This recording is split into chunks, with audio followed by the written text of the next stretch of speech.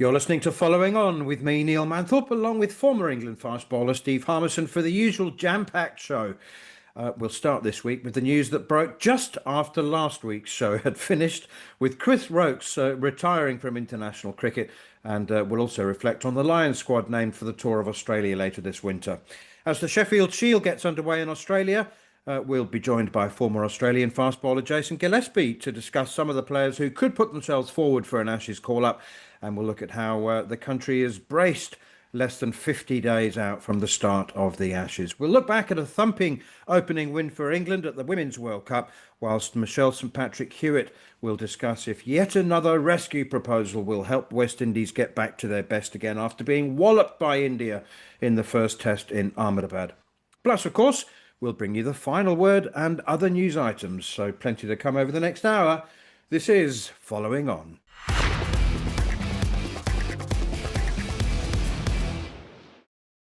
Harmy, I read an excellent article, and I love to give credit to our fellow broadcasters and writers in the cricket media. I can't remember who wrote it, but it was a very good article suggesting there was an extremely plausible argument to suggest that England would have won neither of their World Cups without the contribution of Chris Woakes. We'll talk about his Test career and other attributes, but I mean, he was a very, very fine cricketer. I don't think anybody disputes that, but maybe was he given the credit he deserved? Possibly not. He possibly wasn't given the credit he deserves because I think a few contributing factors. I think his personality. I think his personality was about the team and it wasn't about him. And I think, his personality in a very, very good way, in a positive way. I think the way he had to under the radar behind Broad and Anderson, I think that was a big factor because Chris Woakes' career lasted a hell of a long time, but in numbers, he didn't really play a massive, massive amount. If you know where, for the lifespan of his international career, you're going. I think his numbers was a little bit more than mine in one-day cricket, a little bit less than mine in Test cricket, and my career was about 7.5 years. His lasted nearly 12 years, so and more. So I think because he was there for such a long time, he probably doesn't get the credit he deserved because he was in the shadow of Broad and Anderson.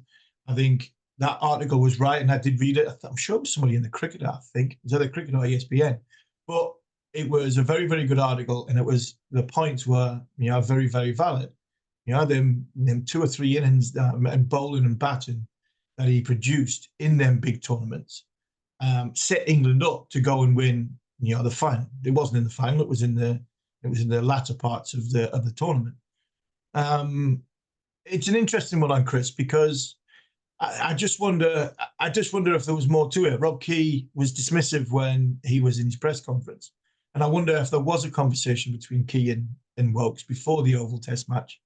And possibly, did he say, this is probably going to be your last one if you want to make a decision? And there was no decision needed to be made. But on the surface, it didn't sit right with me the way it ended. But we don't know what's happened, behind the scenes. I probably still would have had him in Australia. England are looking for a bowling coach. What they did with Anderson, could they have done that with Woakes and took Woakes as a bowling coach? And if he's there, and something happens to Stokes, and he's still fit. He's back end of the tour. You might have needed him, but it looks as though they've cut all ties with him, and he is finished when it comes to the England cricket team. But does he slip under the radar? Yes, 100% he slips under the radar. His numbers are very, very good. And it was, he was influential in England's big, big victories in the recent past. 192 Test wickets, well over 3,000 Test runs with that wonderful 100 at Lords. We won't never forget that, and 750s as well. But it was also the number of times he made 30 in a crucial sort of, sixth wicket partnership when England were in trouble. He was the reliable character that England wanted. He was He was arguably too nice of a person and too reliable of a character. He wasn't the sort of left field, all singing, all dancing, fast bowler that you had got everybody off their seats. But when he needed to go to 7, he went to 7. He batted at number 8 and got some runs. He was always Mr. Reliable with the ball. But the numbers you mentioned there, 190 wickets in 60 Test matches. Like I said before, my career lasted 7 and a bit years. Chris Woakes was 14 years. He made his debut in 2011. He finished in 2015. So 2025, sorry. It shows that over the course of the time, he wasn't thought of England's number 1 first pick, and that was largely down to the fact that England had Broad Anderson. Well, I'm sure that he won't be far from the game. Has he mentioned how long he'll carry on playing for Warwickshire? I don't know. I think maybe fitness depend. But he did say a couple of years ago, didn't he? And again, this summer, that he wouldn't be playing into his 40s like Jimmy. No, but he won't. I think he'd be a brilliant coach. Yeah, he'd be a very good coach, and that's why I thought possibly I was intrigued that England haven't got a bowling coach. Neil Colleen's going with the Lions, who are going to be there anyway. You're going to have Freddie out there. So, you've got Swanee and Jeetan Patel from the spin department. Because remember, the Lions, it's a small England tour party, which is 16. But, there's Lions out there and, there's plenty of young lads to work with. And I just wondered if Chris Woakes might have gone with the England tour as a mentor to the Lions, a bowling coach towards the first, the senior side in that dressing room. Because that's what a lot of people talked about Chris Woakes. He was a great man in the dressing room to have, a good sounding board, a big brother to everybody. With no Tim Southey going to Australia as bowling coach, England need a coach, and there's not many names jumping out in front of me. No England names really. They're not going to take someone like Darren Gough, and because they're not really looking for don't really look like coach wise. Moni Morkel's not going to go from India. His name's been mentioned. The likes of Dale Steyn, they want somebody that's Australian experience. Does Troy Cooley's name come into it? All these characters, do they fit with the McCullum, Stokes, backroom staff? No. Why not Chris Woakes? He's a good guy to have around, and he knows the bowlers inside out. And I think he'd be a good mentor for the young other England bowlers that Neil Colleen will have. I'm going completely off script here, but I heard a whisper about Dale Steyn. So a couple of days ago, I bumped into him buying dog food in our local supermarket, and I asked him, and he said, "That's news to me." Yeah. I said, "Would you be interested?" And then he just smiled and said, "Yes." So that may be one to keep an eye on. Anyway, look, we should hear from Chris Woakes himself just before we say goodbye officially from England Colours. Here he is.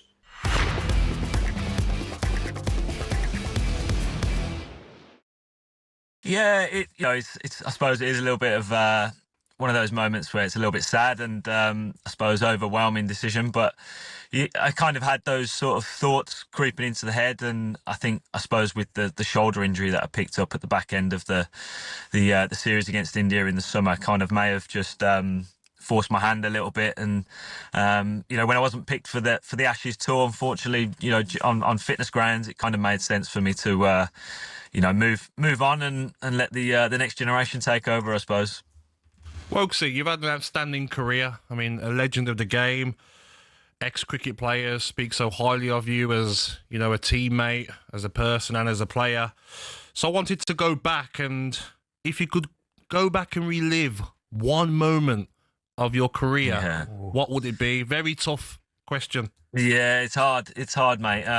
Very fortunate to have had, a long career with England. Some people don't get lucky enough as much as I have. So I feel very fortunate and to have spent great memories both on and off the field. But I think that 2019 win, mate, yes, World Cup win at home at Lord's, it wasn't just the day itself. I mean, it was a dramatic day, and the game was a bit of a crazy one, as we all know. But I think the journey that we've been on from 2015 all the way through to 2019 as a team, to turn it round from where we were to be, the best team in the world, and then to to take that opportunity at Lords, and win a World Cup final at home was amazing. To spend that with that group of lads and that team. Woakes, I'll tell you right now, mate, it's one of the most incredible pieces of sport I've ever watched in my life. And you'll be aware of the fact, I sat and watched it in Portugal outside, right? And the missus was in watching, I think it was Nadal Federer, given as one of the best tennis finals ever. But I could not take my eyes off that telly. Stokesy diving, hitting the bar, the final over. I mean, even the New Zealand boys catching it on the boundary and not, I was with my foot over. Everything, mate. It was unbelievable. It was written in the stars, Ali, I think, that day, mate. There was many moments during that game where it had gone. We'd lost, to be honest. And then those moments happened, as you said, Trent Bolt stepping on the rope when, one of the best fielders in the game as well, to do that. And then, obviously the situation with Stokey where it hit Stokesy and it hits the bat and goes for 4, like that will never be seen again. Incredible. For all that to happen in a World Cup final was just remarkable. Woakes, I tell you what, I wish you'd on for a lot longer, mate. I want so many questions I want to ask you.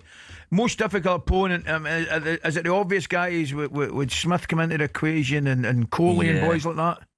Yeah, definitely, mate. Those lads who've got that, that aura about them, obviously world-class players. I think, the Fab Four's mentioned, isn't it, as a batting group, that Williamson, Smith, Root, Coley. Thankfully, I haven't had to bowl too much at Joe in a match situation. But, Steve Smith and Virat and Kane are the top batters that I've bowled at, especially in the test game. There's many good players out there, but those 3 stand out from afar. And, I managed to get Smith out a few times in my career, but the problem is he was always on 150.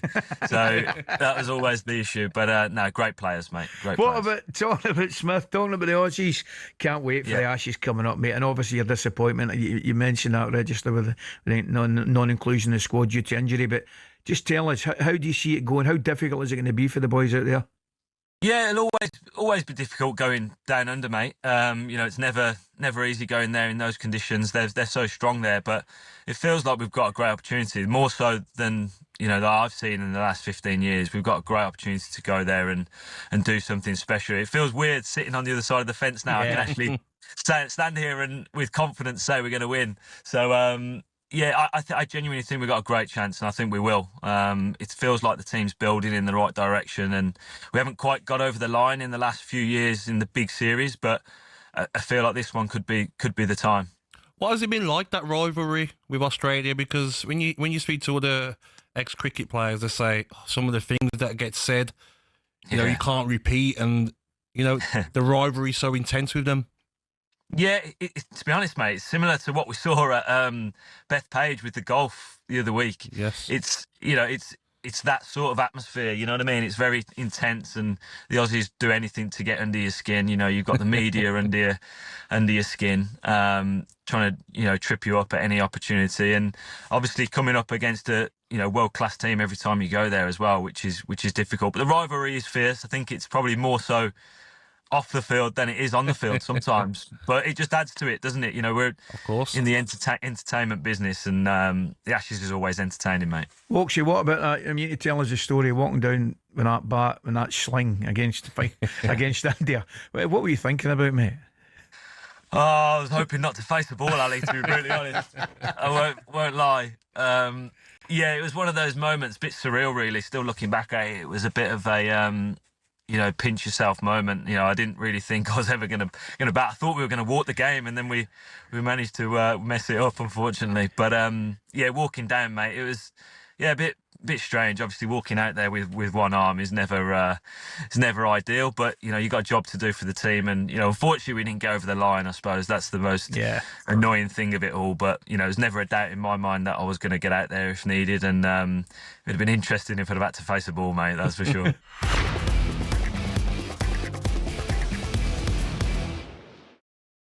Delighted to say, as I said at the top of the show, we're joined live by an old friend, Jason Gillespie, the great former Australian fast bowler, who spent the day commentating on the South Australia-Victoria game.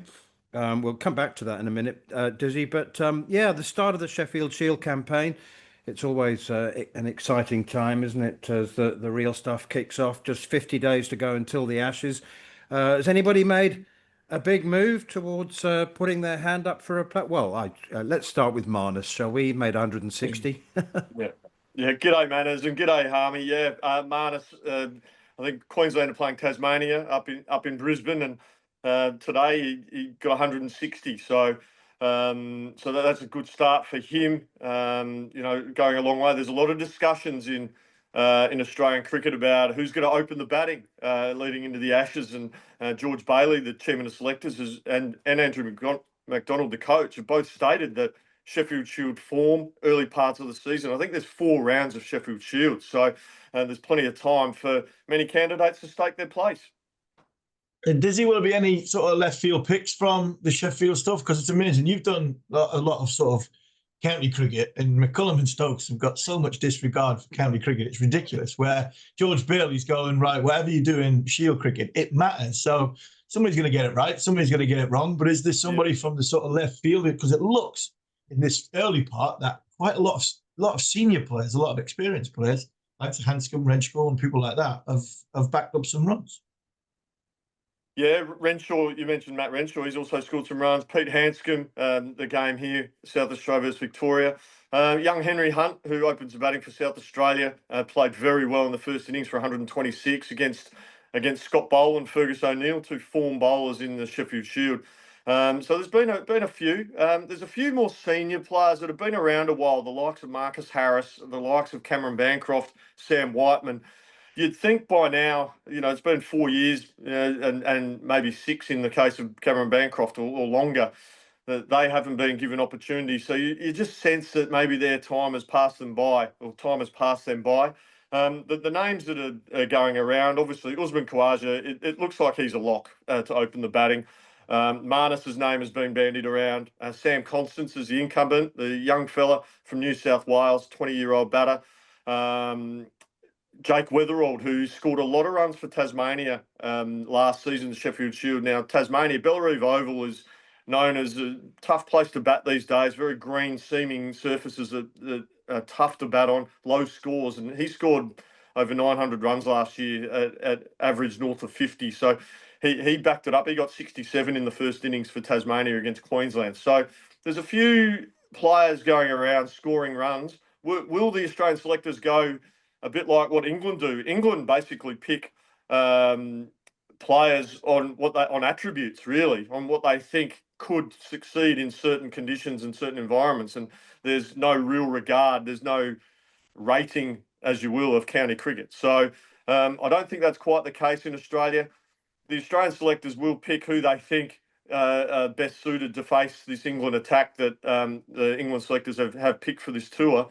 So it'll be interesting to see which way they go, Harmy. Yeah, they pick tall bowlers and fast-scoring batsmen. So if you bowl and you're not 6 foot, you've got no chance. And if your strike rate's under 80, back to Australia, the other talking points are the all-rounder. Bo Webster missed the first round, I see. Cameron Green batted 4 and is just returning to bowling, so that's obviously a good sign. Mitch Marsh categorically ruled himself out of an Ashes place. So that's the all-rounder situation, as I understand it. What's the situation with Pat Cummins? I mean, he's obviously not playing, but is there any update on his condition? Yeah, I haven't heard anything this week, Manners, about Pat Cummins. He's got hot spots in his back. I think they're taking an overly cautious approach with the Australian captain, and I think that's a good plan. He doesn't play a lot of domestic cricket anyway. So to give you an idea how many Sheffield Shield games Pat Cummins has played in his career, he's 32 years of age. He's played 9 Sheffield Shield games. So he basically just plays cricket for Australia, and I think in 1 or 2 of the various leagues, T20 leagues around the world. So he basically, his focus is on playing for Australia. I don't think he'll play any cricket before, if he's going to play that first Ashes test. I don't think he'll play any cricket. I think he'll back himself to get enough bowling in centre wicket scenarios, practice these sort of things without having to actually play a first class game. So I suspect he'll play a fairly prominent role. Whether he plays all 5 test matches is yet to be seen, but I'm quietly optimistic that he'll have a prominent role in this Australian summer. Dizzy, we've got bowlers like that. We've got obviously Mark Wood and Jofra Archer to name 2 that who are not only exciting, but bowlers who don't play a lot of sort of longer format cricket because of their bodies. I mean, when you're talking about the batters, you're talking about sort of runs in Sheffield Shield cricket. You mentioned Weatherall and Constance has had a little bit of international cricket. What sort of characteristics do you want from your batters? If, for instance, Mark Wood plays 2 Test matches, Jofra Archer plays 4 Test matches. This is you need a different skill sets when you're coming up against extreme pace, especially on the Australian wickets. Yeah, most certainly, and Australian batters have been brought up on Australian surfaces, so they're used to that. I will be very interested to see the type of surfaces that are produced here, because we know England like to play and they prepare surfaces in the UK that is very batter friendly. They look to score and score quickly. England are a very attacking team with the bat in hand, but they're actually a very defensive team with the ball in hand. We see that with the way they bowl, the fields that are set, fields are spread. Stokesy, as a captain, can get quite impatient if things aren't happening. He likes to change things up a lot. He likes to go to bouncer plans, set very defensive fields, even sets relatively defensive fields for spinners.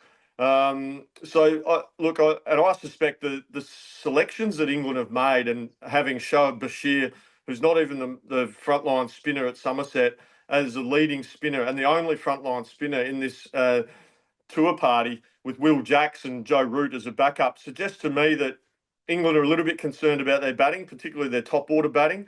And they'll be concerned that if they don't get off to decent starts, they'll expose Joe Root, Harry Brook and Ben Stokes to the relatively new ball in Australian conditions. So I think that they are going to bat deep as they can and look to maintain this positive attitude with the bat. But it will be very interesting to see if that tactic can come off in Australia. Can I just pivot quickly to T20 cricket? Another thumping series win in New Zealand for the Chapel Hadley Trophy. Australia haven't lost a series since they won the last T20 World Cup, and that's only, 6 months away now. They're looking very good. They seem to have, I mean, you can't perfect that that format, but they certainly seem to have nailed it for the last 18 months. Yeah, they certainly have. I think they've got quite a settled lineup, particularly with the bat. With their bowlers, they've obviously, Pat Cummins hasn't played a lot. Josh Hazlewood's played a bit, to be fair, but Mitchell Starc hasn't played much either. So likes of Xavier Bartlett, Ben Dorshus, Spencer Johnson before he got injured had played a few games. Sean Abbott has been playing, Nathan Ellis. So I think they're really settled. Adam Zampa, one of the better white ball spinners going around. So I think Australia are quite settled. Tim David's been given a bit more responsibility, being moved up to 4. But we saw Mitch Marsh. I think he played one of the T20 innings for the ages the other night when Australia were chasing 157 to win. They in a spot of bother, and he finished unbeaten on 102, I think, 103, scored the majority of the runs. He was playing on a different surface, manners. He was absolutely outstanding. He's leading this team very well. He's a very popular leader, Mitch Marsh. And I think they're in a very good headspace, Australia, going into these next 6 months and into a T20 World Cup. Izzy, it's good to hear you on the commentary. You're doing much commentary for the Ashes, and I hear you got an early wake-up call the other morning. First of all, I'll be on the ABC radio this summer for the first 3 Test matches, Harmy, and so that'll be heard on the BBC. So really looking forward to that. But day one of this Sheffield Shield game between South Australia and Victoria, it was about 5 to 6 in the morning. I was downstairs having some toast and having some water, and I hear the doorbell ring, and so I'm thinking, this is pretty strange for a Saturday morning. The doorbell's ring. I'm not normally up at that time, but I was getting ready and having something to eat. And so I sort of went to my front door and I looked through the peephole. And there was this character dressed in only a cricket helmet, a jock strap, and holding a cricket bat. And he's going, Dizzy, how are ya? I want to meet you. And I'm just having a look at him, and he's clearly had a night out. There's no question of that. And he said, I lost a bet. And I said, I can see that, mate. And He's proceeded to tell me, I lost a bet. Oh, how are you? I said, mate, good, but I'm not opening my door. I'm sorry, mate. You are holding a cricket bat. So, he was fine. He was actually, he looked a bit tired, a little bit worse for wear. And also, he was incredibly apologetic. I think he was actually pretty embarrassed, to be honest. And he said, Dizzy, I'm so sorry. He said sorry about 3 or 4 times. I said, it's okay, mate. No dramas. Hope you have a good day. I'll catch you later, mate. And that was it. It was just one of those bizarre experiences that happened from time to time. I was a little bit concerned for my safety, I must say. Some random person just knocking on your door at 6 a.m. on a Saturday morning. But I went back inside, and my wife had woken up, and she yelled from the top of the stairs, "Who was that?" And I explained what it was, and she just burst out laughing. She thought it was hilarious. So, but anyway, a funny story, and told it on comms on that day, and it kind of went viral, and it was quite funny in the end. It wasn't Marnus, was it? He seemed to do some funny things with his cricket bat, and No, it certainly wasn't Marnus. He was up in Brisbane getting ready for the Shield game up there against Tassie. But look, it was a funny experience. You look back now, a couple of days later, and it's quite funny. But at the time, it was bizarre is probably the word to describe it, Harmy. Just finally, sorry, just finally for me. If you were to put your hat on where Australia's team's going to be, I could probably name England's team now. It'd be Crawley, Duckett, Bethel, Root, Brook, Stokes, Smith. And then I think England might play 4 seamers in Perth, and I think they might go, if Wood's fit, they'll go with Wood, Archer, Carson Atkinson. I think that will be England's 11. Have you got a steer on where you think Australia's 11 will be? Look, it's still a little bit up in the air, and I think, as the selectors have said, Harmy, that they want to see Shield form. I think if Sam Colston gets a score in the next couple of Sheffield Shield games, I think he's a chance. They've invested some time and effort, time and energy into Sam Colston, and young player. I think we've got to remember as well, we've got to manage our expectations as a cricket fraternity. This kid is doing all his learning and about first-class cricket in the international arena. So, it's a big stepping stone. The advantage he's got a cool, calm head at the other end in Usman Khawaja. So, look, unless he absolutely stinks it up in Shield cricket, I expect him to be at the top of the order. If he doesn't, then I'd say Jake Weatherall, the Tasmanian opening batter, will get a run. As for number 3, Cameron Green's been batting 3, but I think now that he's back bowling, I suspect he'll drop down to 6, which would mean no room for Bo Webster, he would be unfortunate to miss out. But I think if he's not as the 4th seamer, he then has to be judged as a batter alone, and I don't think he quite makes the team as a batter alone in the top 6. So I would have Cameron Green at 6. I'd bring Marnus back in at number 3, and then you have Steve Smith at 4 and Travis Head at 5. Then you'd have Carey at 7, and then the big 4, Stark, Cummins, Hazelwood and Lyon, with, if Pat Cummins is not fit, then Scott Boland comes in.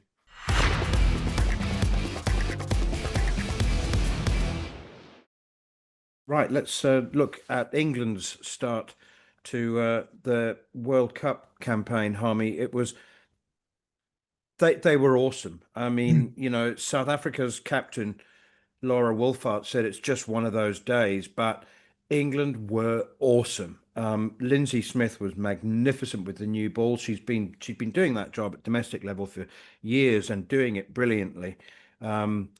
She's just a little bit quicker than the conventional spinner, and she sort of gets drift, doesn't she? And she was actually swinging, little in-swingers with the arm ball. Absolutely brilliant. Anyway, South Africa were bowled out for 69. Amy Jones with 40 and Tammy Beaumont 21 knocked the runs off inside 15 overs. It was embarrassing. I watched most of the game, and South Africa were humiliated. But it wasn't just their ineptitude. England, as I said, were very good. Yeah, I watched England bowl. Sorry, Tammy, I didn't see you bat. I know Tammy came on the show last week, but I didn't see her bat. But I mean, they were ruthless. It was a great performance, a professional performance. The feeling was brilliant as well. And I don't know, when you talk about, when your team's on top, and it's easy. It's when the team's not on top to keep the energy and buzz around in the field in sort of hot conditions. But like you say, Lindsay Smith, obviously she was a pick of the bowlers, 3 for 7. But it was the way she went about her job. And I think whenever England start well in a tournament, whether it's men or women, there's a huge buzz around, and there's also a huge watch around the rest of the tournament's dressing rooms, because England, Australia, and India, if they start the tournament with a big crushing defeat and a big win, and all of a sudden it's like people are now concerned about you rather than concerned about their own game, and I think that's what Charlotte Edwards and Nat Skipper-Brunt has done in this first game. They ran straight over the top of South Africa and made sure that when they come to the next game, their run rate's high. They've just bowled a team out for less than 70, knocked it off quickly, and most importantly, their bowlers, their slow bowlers in these conditions are on top form. Because I thought Sophie Eccleston bowled really well as well. So, it was a professional performance. It was a ruthless performance, and it was a performance not just on numbers that you see from a bowling figures point of view. I thought it was a great team performance. Especially in the field, because that's the only bit I've seen. I didn't see the batting bit. But, very, very good start. Set a marker down. Have dressing rooms talking about England now, and ride that wave and get on, especially in a tournament situation. Okay, let's hear from Lindsay Smith. She was warning against complacency. I must say there isn't much time to over-celebrate or be complacent or any other emotions in this schedule, because there's only like 3 days between games. Anyway, this was Lindsay Smith, as he said, 4 overs, 3 for 7. First game's always a tough one. We didn't expect it to be that strong for us, but we knew how dangerous South Africa were and the depth that they have in their batting. So I think the way that we carried on and kept putting pressure on them is something that we can be really proud of as a group. Obviously, we saw Bangladesh won their first game as well, so it's not something we want to look too far into. Obviously, we're delighted with the win today and started off really well. I think, like I said, every bowler came on and made an impact, and their plans they had and the execution skills were really high today. So for us, it's a real confidence booster, and obviously we spoke about getting off on the right foot here and putting in a really good performance for the first game and taking that momentum in. But we're not going to get too carried away or look too far ahead. I think Bangladesh next game is another tough challenge and something that we'll reflect on and plan towards over the next few days. That's England left-arm spinner Lindsay Smith, who opened the bowling against South Africa and was pretty much unplayable. Let's talk about some other stories, Harmy, that may have caught your attention or your eye. Andy Flower's been appointed the new head coach of London Spirit. Justin Langer was only there at Lord's for 1 season. Flower was talking about, because he, of course, was with the Trent Rockets, won the 100 with the Trent Rockets. But he was talking about being particularly pleased to be teaming up again with Mo Bobbitt. Yes. I mean, London Spirit have got to do something, haven't they? They've got the richest owners in the Etienne Barney family that own them in it. So they've got the richest owners. They've got Lord's Cricket Ground to play at, in the bit of a shambles of a team. So that's nothing against Justin Langer. You come in, one tournament, and ruthless nature of the 100. There's a good man there in Langer, and there's a great man there in Andy Flower from a coaching point of view. And put it this way, if London Spirit finish bottom next year, then there's a problem with London Spirit, because you've got the best. As simple as that. I mean, he's a serial winner wherever he's gone, whether he's a player, in a very, very, I think, in Zimbabwe's in Zimbabwe terms, he was a player in international cricket, the team which was always sort of the underdog. And he's been a coach who's been a real serial winner. And now he's going to go to London Spirit, who have had serious problems with their franchise of getting them in a position to win not just matches, but it'd be a real force in this tournament. So for me, it's a brilliant move. Unfortunately for Trent Rockets, Lords have got a good man there, and I'm sure he'll turn them around, because if he doesn't, then there's some serious problems at London Spirit if Andy Flower can't do it. Yeah, and just a reminder, Mo Bobbitt was England's high performance manager, or a variation on that title. Anyway, they teamed up at Royal Challengers Bangalore and won the IPL as well. So I honestly think Andy Flower's going to have to get an extension to his trophy cabinet. South Africa will now only play 3 T20s in the entire South African summer. We're going to play 5 against the West Indies, but the T20 World Cup's been moved forward a couple of days. So now the entire content of South Africa's international men's summer will be 3 T20s. That makes me too angry. I'm not even going to ask you for a comment on that. Zimbabwe and Namibia qualified. You notice that? Qualified for next year's T20 World Cup. So congratulations to them. I wanted to actually ask you, Harmy, about Virat Kohli and Rohit Sharma, who've been told by Chief Selector Ajit Agarkar that they must play domestic 50-over cricket. Now, the last time Virat Kohli played domestic international cricket in India was 2013, 50-over cricket. Rohit Sharma hasn't played since 2018. And Ajit Agarkar has said, and Virat Kohli lives in London, so it's not going to be particularly convenient unless he's got a private jet. He might have.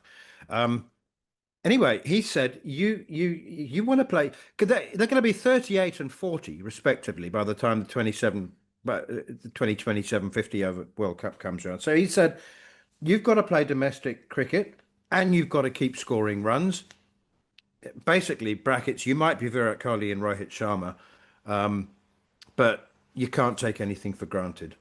Do you see a messy end forming? Yeah, unfortunately, I think there might be a messy end for Ajit there. I think if anybody's going to win here, I think it's going to be the former captains rather than the former all-rounder. But it all depends on if Agarkar's saying this just to sort of, fuel the fire of Kohli and Sharma, then fair enough. You put your cards on the table and see what comes. I think Kohli's got a little bit of skin in the game. Runs in the bank, and I think his reputation. Sharma, not as much. Sharma's a little bit older. He's not been as influential in 50-over cricket as what Virat has. If Virat turns around and says, "All right, you go to the 50-over World Cup without me and leading up to it, and let's see when you're chasing 350 in 50 overs to win a game against Australia or England and whatever, and you haven't got that bloke who averages 90 and winning games at number 4. See where your team's at." I reckon a private jet will be put on from London if they stop winning things like that. So there could be a messy end in that way. It could also be words that have been sort of misunderstood in translation. He might have just said, "Look, I want them to play because they're not playing." That's the problem. They're not going to be playing. They're not playing Test cricket. They're not playing T20 cricket. They're only going to play the IPL. And if 50-over cricket is at the back end of the year, not where the IPL is, we could do with them playing a couple of domestic games. That possibly be the way it's been put across by Agarkar, and it's been blown out of proportion. But what you got to remember is these guys, they haven't played since 2013 and 2018 respectively because they've been playing non-stop India. And the amount of cricket they play, you look at Virat's career numbers compared to somebody like Chris Woakes' career numbers, who we were debating in the first section. Their career's lifespan was probably a similar distance. I think Virat made his debut in around about 2008, 2009. He played nearly 400 one-day internationals, 100 odd test matches, where we play more test matches than them. So the reason why they haven't played since then is because they've been constantly on the road with India. So, like I said before, if Agarkar's looking for a fight, he might get one, and he's not going to win, unfortunately. This is not going the distance. We're not looking for 3 judge scores here. This could be a heavy knockout in the first round, especially if he tries to go in without, especially Virat, in the start losing, or they're not as in your face as what spiky as what when Virat's playing. There's an identity with that one-day side, and Virat's heavily, he's front and centre of that identity. If I said Virat Kohli was the best 50-over batsman of all time, I assume you wouldn't tackle me to the ground. No, I wouldn't. I did. I did. I'll send you the details, and you try and do it compared to that. I got asked to pick the 25 greatest cricketers in order from the last 25 years. Oh. And it was, I mean, Warren and McGrath weren't even on it. So I don't know how somebody's misprinted or something's come off. It was for Cricinfo, and I put Virat Kohli at number 1 over Sachin Tendulkar because that would have raised a lot of eyebrows. But I thought his career and what he had to do in his career was, I thought the way the game changed over the course of this last 10 years. I thought Virat's had to deal a hell of a lot more, off the field stuff that would affect him on the field. And I think for me, in the last 20, 30 years, the greatest cricketer that's played the game, you have take Shane Warne out of it because he come a long way before. I think it's Virat Kohli.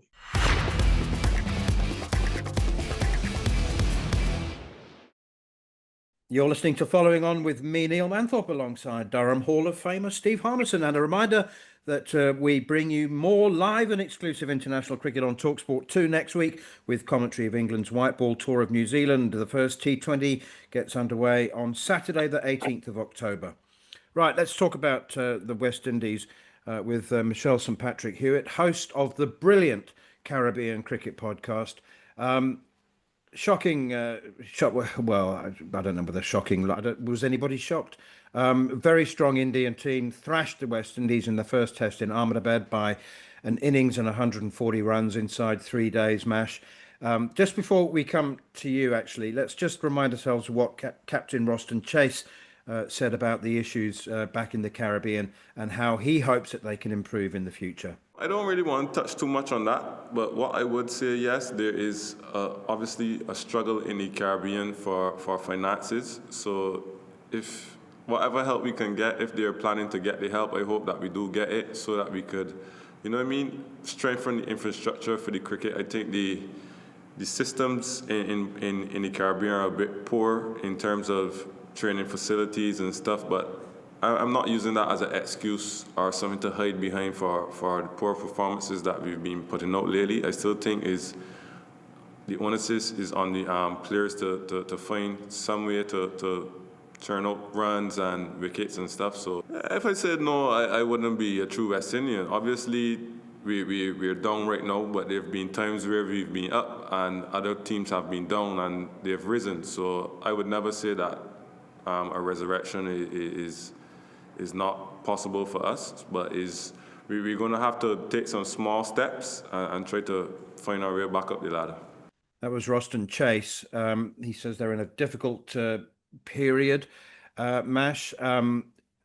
They were just never in the test, were they? And, they're not the only team to have been thrashed in Ahmedabad, but you just get the sense that the cricket world is so desperate for the West Indies to become more consistent or more competitive. First of all, your initial thoughts on that tour before we come on to yet another rescue package that has been proposed? Yeah, I think first and foremost, the result, as you said at the top, nothing about that result was a surprise.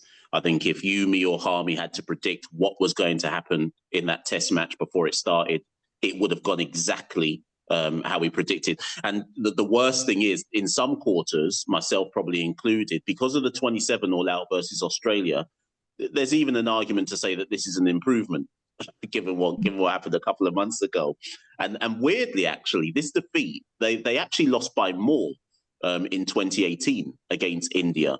So that's a very scant kind of reward to look at there. But I think all of that just more so speaks to something that I've said on this show many times before, that there has to be a second tier. If Test cricket is going to continue, and if we're going to have all of this conversation about trying to protect Test cricket, then there has to be a second tier of cricket for nations that, for whatever reason, are now at a stage where they cannot compete on anything approaching any kind of regular basis against the top side. So in the certainly in the short to mid-term, I think the ICC have to make a move on that front and find a way to fund a second tier of Test cricket.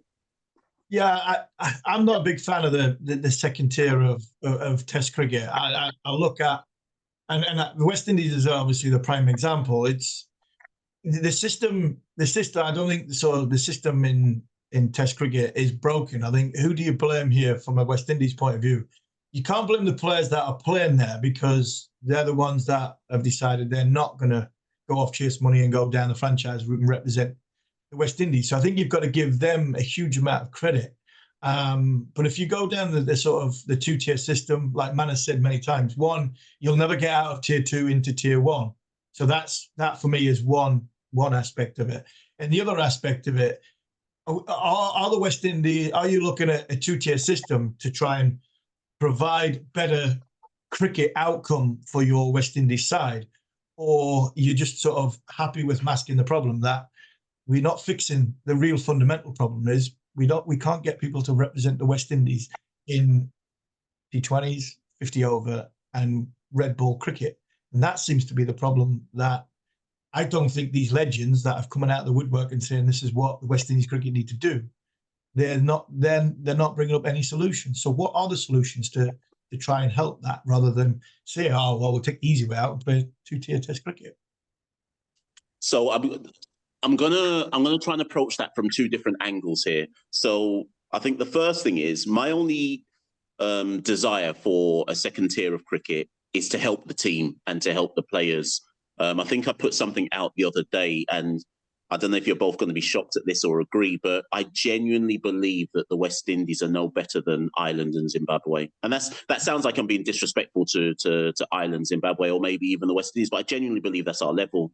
Maybe throw in Bangladesh and Pakistan, because Pakistan are in free fall right now, right? But I genuinely believe that's our level. And when that's your level, there's a line of argument that some people have that you can't get better if you don't expose yourself against the best. But after certainly in the whole of the 21st century, I don't remember West Indies ever playing well in India in the 21st century. Yes, there was the shock win at the Gabba last year, but that was an anomaly compared to what's happened in most of the 21st century, right?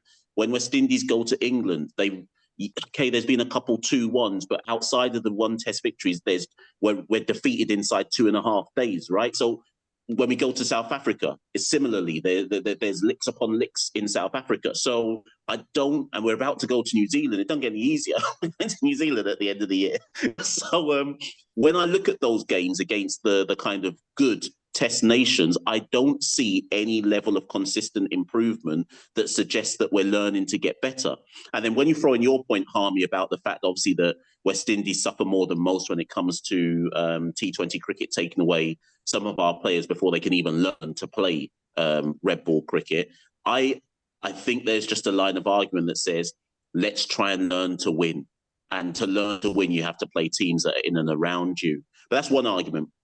The second way of looking at it is to say that there are loads of deficiencies off the pitch that are nothing to do necessarily with the players, that mean that the players are hamstrung by the system that they're in. They can't get better because the system limits their ability to get better. Whether that Ross and Chase spoke about infrastructure, right, in the Caribbean. This has been an issue now for going on 25 years, if not more. So there's an infrastructure issue. There's a huge funding issue. We've just had the big press conference last week by Cricket West Indies, where they've basically admitted that they're broke.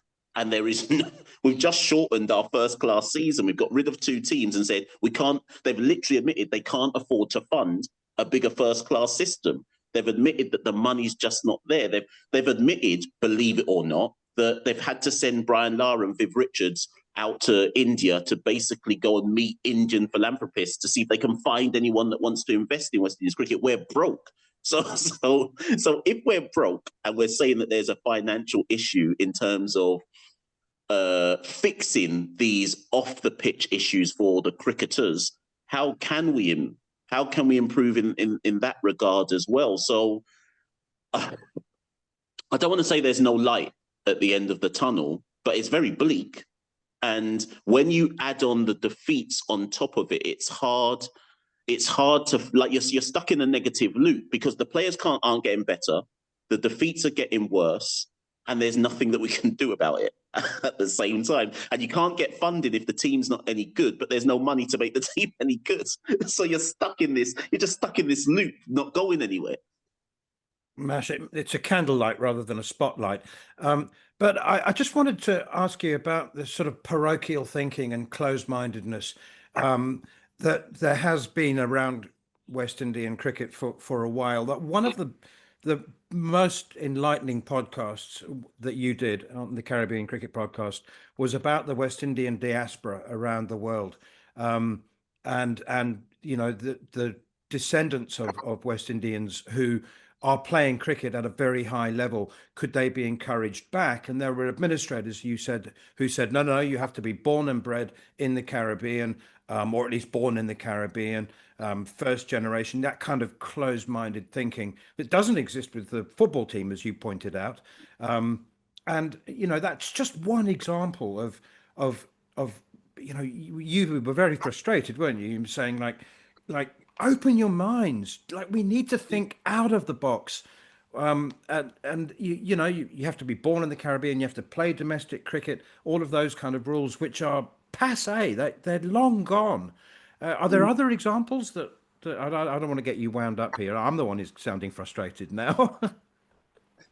Yeah. So interestingly enough, so again, in that press conference 10 days ago, they announced that they now have their talent scout manager they didn't give any details. And I probably need to go and find out some more to the story, but they admitted for the first time in public that they have reached out to some players in the diaspora to see their interest in representing the West Indies. And I'm going to blow my own horn here. I reckon they wouldn't have done that if I hadn't said anything. So, because it was raised in a couple of press conferences a few months ago, and they said that they weren't going down that line. So obviously something has changed. So maybe they're starting to realise you can't just keep doing the same thing again and again and again and expecting that results are going to miraculously change. Now, I'm going to suggest something as well that they could do to look outside the box, which they haven't said yet.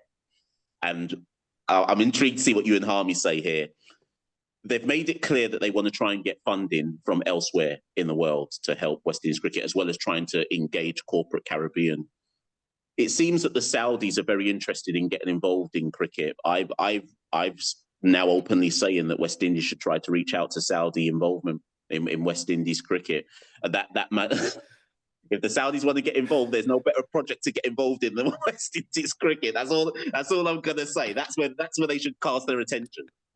Well, Mash, I support Newcastle United. And on 14 years of Mike Ashley, the Saudis came in, and I tell you what, you want to see the party that the Newcastle fans had. And yes, you know, we've got to be realistic. The Saudis come with with the huge amount of scrutiny of the human rights element and all that, the stuff that goes with, you know, what is Saudi Arabia but I mean, 20,000 Geordie stand out St James's Park when Mike Ashley went. The Saudis went. They just wanted their football team fixed. And that might not be a popular view, and probably won't be a popular view. And I stand by that when somebody wants to throw criticism at me, because I was at St James's Park yesterday again, working on talkSPORT for the Nottingham Forest game, and there's 52,000 people who are completely different mindset to where they were 4 years ago when the Saudis hadn't come into Newcastle United. If there is money like that to come in, and the West Indies is a project of historical value, then look, money into the game produces better cricket. Better cricket produces more interest. More interest produces a vibrant section of the world, which has been lost for 30 years. So yeah, I wouldn't be adverse against Saudi Arabia coming into it. You know, you look at documentaries with Matchroom and things like that, and what they're doing with boxing and everything. They're coming in eventually. So why not in that part of the world? So, but there will, undoubtedly, you will have the people who are opposed to Saudi coming in. So it won't be easy. I know that firsthand from supporting Newcastle United. But I look at where we were 3.5 years ago under Mike Ashley to where we are now. The actual vibrancy of the football club is ridiculous. And I understand, and I'm with the other side of it. But at the end of the day, we can't control that side of it. We can't control what's going on inside Saudi Arabia. So on that side, I wouldn't have a problem with their money coming into cricket, because I think they'll make cricket better. especially to come into that part of the world, which is dying. Well, I think, as you say, it's coming in regardless. So whether it comes to the West Indies or not, it's coming into the game. So it's how the game then decides to react once that money does come in. One thing they do need to do, Cricket West Indies, however, Mash, is get you on the board. Yeah. I've been waiting for my invite. I'm mild surprised it hasn't turned up yet, but maybe it's because I wouldn't be able to hold my tongue in certain situations. But to be fair, it's interesting that you say that, because Carlos Brathwaite has just he stood for election in the Barbados Cricket Association and he won, got the most votes, and is now a director in the Barbados Cricket Association. And when I spoke to Carlos Brathwaite about it and said, what convinced you to stand for it? He said, we need more players from my generation that understand where cricket is at right now and how that, because Carlos's point was, with no disrespect to those that have gone before, cricket from the 80s is no longer cricket now. And so Carlos is I could stand on the sidelines and I could do commentary and I could talk about the ills and the woes, or I can go and get involved and bring the game up to date with the challenges we face now. And his experiences of having navigated that as a player. So if not me, certainly players from that generation, we could do with them getting involved. And again, without being disrespectful, not always thinking that the answer lies with, let us go to our legends. Like, we need to ask ourselves the question, can 2025 problems be solved by thinking from the 1990s? I think it's harsh, but I think we do have to ask ourselves those questions.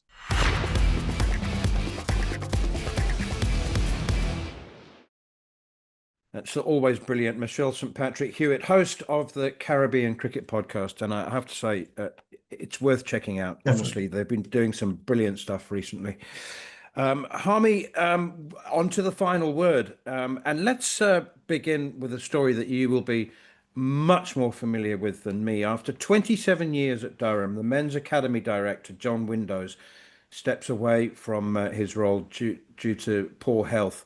That's great service. Tell us about John. I mean, the final word is normally like 10 seconds, 20 seconds. In my case, sometimes 30 seconds. Have you got half an hour? I mean, me and you did a podcast. Not a podcast. We did a lunch, Phil. We talk about 5 influential cricketers. And I mentioned Jeff Cook. And I hold this man, John Windows, in such high regard. There are people who in English cricket who have had legacies, whether it's England captains, top players, top batters, but there's people who have had legacies around the country who have not had their name in lights. They're the heroes of our game. John Windows is definitely one of them. Myself, Simon Brown and Paul Collingwood are the only 3 cricketers that England players that played for England that John Windows didn't come through John Windows' tutorship. John Windows has been there for 27 years.